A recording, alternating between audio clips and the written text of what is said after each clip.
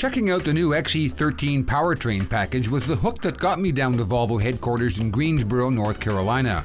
While I-shift can make a driver's time in the city much less tiring and stressful, big trucks spend most of their time on the highway where the transmission stays mostly in top gear and doesn't get much of a workout. XE13, which stands for exceptional efficiency by the way, is designed to lower engine revs by about 200 RPM at highway cruise speed, something Volvo calls downspeeding. Volvo says downspeeding can reduce fuel consumption by about 2%. Let's see how it works. Volvo's XE13 powertrain package takes a gear-fast, run-slow concept to the next level, and the D13 engine delivers enough punch to make it work. The idea is simple enough: lower the engine speed while cruising down the highway and you'll reduce fuel consumption. But where you run into trouble is on the hills. Not mountains, just the rolling hills, the kind you find on every highway in the country. When the road speed drops, so does engine speed. And when you drop below the lower limit of the engine's peak torque range, you have to downshift, and fuel efficiency goes right out the window. The XE13 package takes full advantage of the Volvo D13 engine's modest 425 horsepower for fuel-efficient cruise speed, but deep down between 1,000 and 1,500 RPM of the engine lurks a whopping 1,750 pound-feet of torque. That's enough to pull you over most rolling interstate-type hills without a downshift. As you'll see in just a moment, I pulled a 2-mile, 3% grade on Interstate 40 between Raleigh and Greensboro at a very strong and very efficient 1,050 RPM. This is going to take us up a 3% grade for a couple of miles. Going into it at 65 in cruise, at 1,140, and now we're starting to drop. So we'll have an upshift coming here in just a second. 1,050 RPM and about 58 miles an hour. Drop from 12th to 11th gear. Many drivers are reluctant to let an engine drift down that low for a couple of reasons. First, they have probably heard at some time or another that lugging an engine can cause damage. Well, this engine was designed to run that slow. And second, many engines just don't sound or feel right running at such low RPMs, like there's no pulling power left. Let me say the D13 pulls strong down to an unbelievable 900 RPM, so it's very well suited to a low RPM drivetrain. Finally, and I think this really matters from a driver's perspective, the engine still sounds good, not like it's about to come apart down at that low RPM. Starting to gain speed again, so I guess we made it up there with just one shift. That's mid 70,000 pound range, going up to 3% grade. Just drop one gear. Respectable. The particular hill we put the XE13 to work on is on Interstate 40 just east of the I-85 split.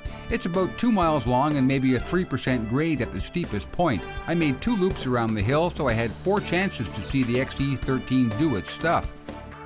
With a gross combination weight of about 74,000 pounds, I hit the hill at 65 miles per hour in top gear, which is 12th on an I-shift.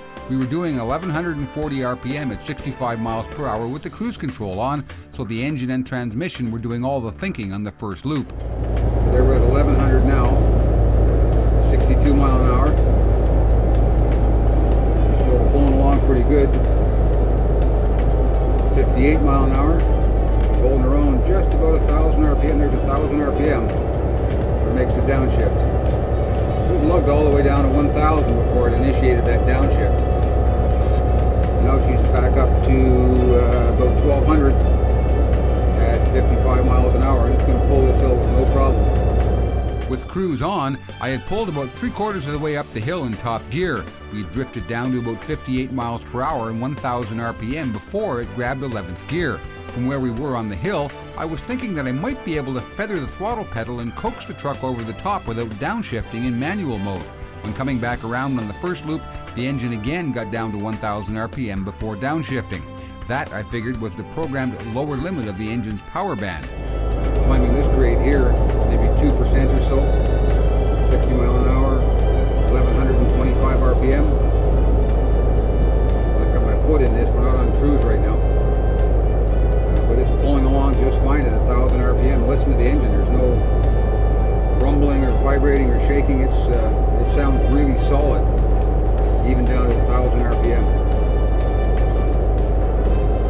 I think we're going to make this hill.